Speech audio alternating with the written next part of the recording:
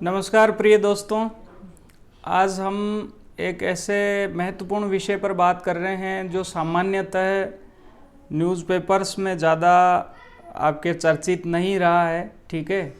और ज़्यादा इस पर जो है लोकल न्यूज़ अखबारों में इसकी खबरें आपको कम देखने को मिली है, लेकिन जो निर्णय है वो इतना महत्वपूर्ण है कि विशेष रूप से मैं बात करूं आरएस मुख्य परीक्षा की या सिविल सर्विस एग्ज़ाम की, तो उनके लिए बहुत मुझे लगता है कि एक महत्वपूर्ण टॉपिक है। तो हम इस पे थोड़ी सी चर्चा कर लेते हैं। दोस्तों, तेलंगाना राज्य जो है उसने अनुसूचित जाति यानी एससी के अंदर उप वर्गीकरण को लागू किया है हाल ही में, और एससी कैटेगरी के अंदर उप वर्गीकरण को लागू करने वाला वो पहला राज्य बन गया है, ठीक है। उप वर्गीकरण क्या होता है? उप वर्गीकरण ये होता है कि अनुसूचित जातियों में ही जो और अधिक पिछड़ी जातियां हैं, है ना, उनके लिए अलग से आरक्षण का प्रावधान करना। यानी जो अनुसूचित जाति है उसका आरक्षण तो फिक्स रहेगा, लेकिन अनुसूचित जाति में भी वापस सारे लोगों का जो है शैक्षिक, आर्थिक और सामाजिक स्तर एक जैसा नहीं है। कुछ लोग जिनको आरक्षण का लाभ मिल गया जो आगे निकल चुके हैं, और कुछ लोग जो पीछे छूट गए हैं। तो जो पीछे छूट गए हैं उनके लिए और स्पेशल व्यवस्था करने के लिए जो है तेलंगाना राज्य ने ये पहली बार प्रावधान किया है। तो इसके बारे में हम थोड़ा सा डिटेल से देख लेते हैं, और मुझे लगता है कि जो आगामी एग्ज़ाम्स हैं उनमें इससे डेफिनेटली क्वेश्चन पूछा जाना ही चाहिए, ठीक है। तो तेलंगाना ने एक आधिकारिक सूचना जो है वो जारी की है। अनुसूचित जातियों एससी में उप वर्गीकरण को लागू किया है। इसमें मुख्य रूप से जो दो आपके आर्टिकल है, शिक्षा से संबंधित अनुच्छेद 15(4), मैं आपका ध्यान आकर्षित करना चाहूँगा संविधान के भाग 3 की तरफ, जिसका अनुच्छेद 15(4) बात करता है कि शैक्षिक दृष्टि से जो पिछड़े लोग हैं, जो सामाजिक तबका पिछड़ा हुआ है, उनके लिए राज्य जो है आरक्षण की व्यवस्था करेगा, उनको समाज की मुख्य धारा में लाने के लिए आरक्षण की व्यवस्था करेगा। इसी तरह से जो अनुच्छेद 16(4) है दोस्तों, अनुच्छेद 16(4) बात करता है कि नियोजन के अंदर यानी नौकरियों के अंदर जो है जो पिछड़े लोग हैं उनको मुख्य धारा में लाने के लिए राज्य या सरकार जो है आपके आरक्षण की व्यवस्था करेगी। ये ठीक है ना, ये इन दोनों पर जो है ये उप वर्गीकरण लागू होगा। ये जो निर्णय हुआ है दोस्तों, ये 7 न्यायाधीशों की जो संविधान पीठ पहले बैठ चुकी है। पंजाब राज्य बनाम दविंदर सिंह का जो मैटर था 2024 में इसका फैसला आया है, ठीक है। 7 न्यायाधीशों की संविधान पीठ के फैसले को लागू करने के लिए तेलंगाना राज्य ने ये जो है उप वर्गीकरण किया है। देखते हैं नेक्स्ट क्या क्या इसके बारे में हुआ है। तो पंजाब राज्य बनाम दविंदर सिंह 2024 में सुप्रीम कोर्ट की जो टिप्पणियां थी दोस्तों, उसको हम थोड़ा सा देखते हैं। टिप्पणियां ये थी कि संविधान के अनुच्छेद 341 और 342 के अंतर्गत जातियां, मूल वंश या जनजातियों को सूचीबद्ध करना, ठीक है ना, इससे समरूप अनुसूचित जाति, अनुसूचित जनजाति वर्ग नहीं बनते हैं, इसलिए आंतरिक उप वर्गीकरण किया जा सकता है। यानी जो आर्टिकल 341 और 342 है वो ये प्रावधान करता है कि राज्यपाल की अनुमति से, परामर्श से, ठीक है, राज्यपाल से परामर्श करके राष्ट्रपति किसी समुदाय विशेष को एससी या एसटी में शामिल कर सकता है। तो इस जो पंजाब राज्य बनाम दविंदर सिंह का मामला था, इसमें ये बात निकल कर के आई है कि अनुसूचित जाति और अनुसूचित जनजाति यानी आपका एससी और एसटी का जो आरक्षण है उसके अंदर उप वर्गीकरण किया जा सकता है, ठीक है। अनुच्छेद 14 जो है वो बात करता है कि अनुच्छेद 14 और उप वर्गीकरण, यानी अनुच्छेद 14 और उप वर्गीकरण किस तरह से साम्य रखते हैं। तो उप वर्गीकरण को बरकरार रखते हुए फैसला सुनाया। 6-1 से ये फैसला था कि औपचारिक समानता की बजाय मौलिक समानता एक पहलू है। औपचारिक समानता इस प्रकार की कि ठीक है एससी कैटेगरी को या एसटी कैटेगरी को या ओबीसी कैटेगरी को, जिस भी कैटेगरी को आरक्षण दिया गया है उनको एक बार आरक्षण दे दिया है, तो वो एक औपचारिक समानता हो गई कि एससी के लिए इतना % आरक्षण होगा, एसटी के लिए इतना % आरक्षण होगा।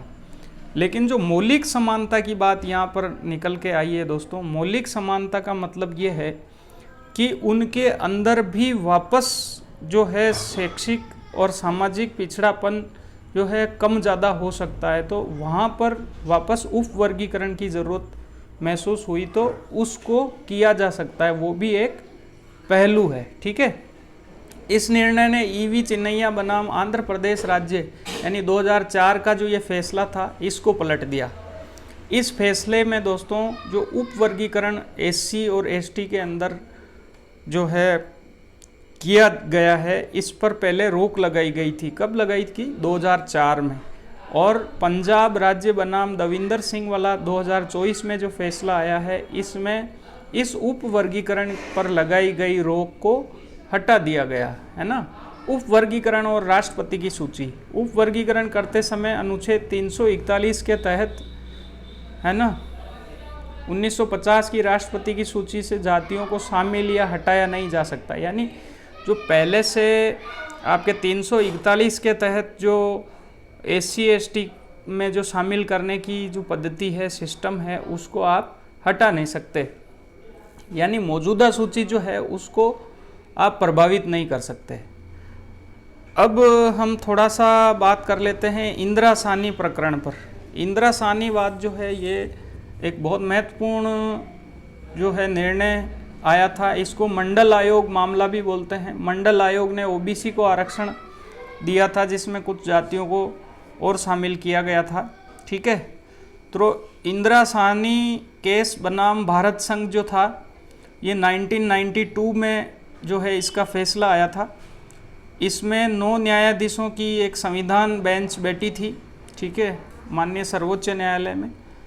और इसके जो आपको मैं कहूँ कि मेन जो आपके डिसीजन थे, इसका जो क्रक्स है वो ये है कि आरक्षण की सीमा को 50% तक निर्धारित किया गया था इस मामले में। कौन से में? इंदिरा साहनी केस में।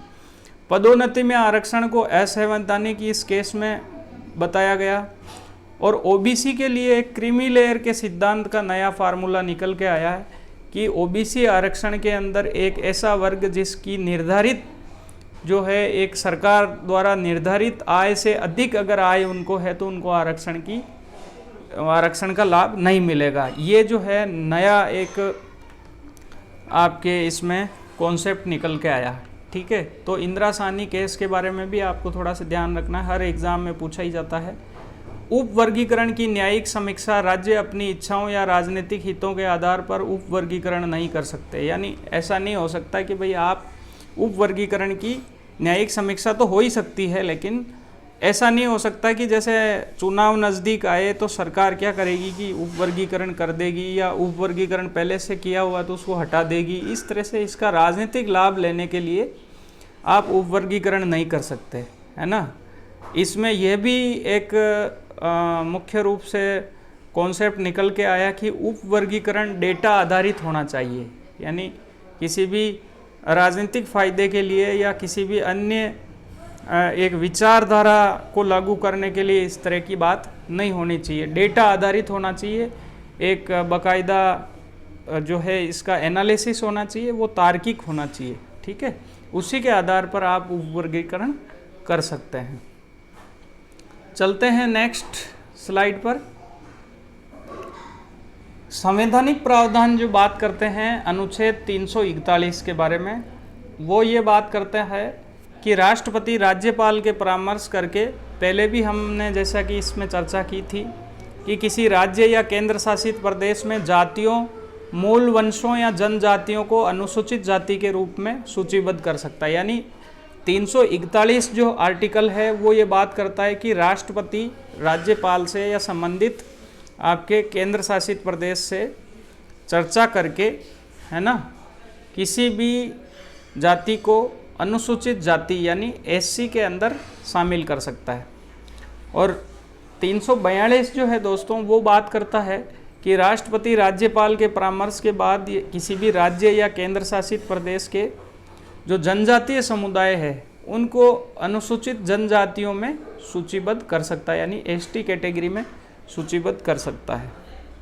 तो इस तरह से हमने संवैधानिक प्रावधानों को देखा, ठीक है ना। वीडियो कैसा लगा आप कमेंट करके ज़रूर बताएं, और इसके बारे में फर्दर और आपको कुछ जानकारी चाहिए तो आप कमेंट करके पूछ सकते हैं। और इसी तरह के और वीडियो जो कि ज़्यादातर आपके न्यूज़ में या ज़्यादातर हाईलाइटेड नहीं रहते हैं लेकिन बहुत महत्वपूर्ण होते हैं, अगर आप चाहते हैं सिविल सर्विस में विशेष रूप से इस तरह के जो मुद्दे होते हैं उनसे क्वेश्चंस मेंस में और प्रीलिम्स में डेफिनेटली पूछे जाते हैं। अगर आप चाहते हैं इस तरह के और वीडियो बनाना कि हम बनाएं तो निश्चित रूप से कमेंट करके हमें बताएं।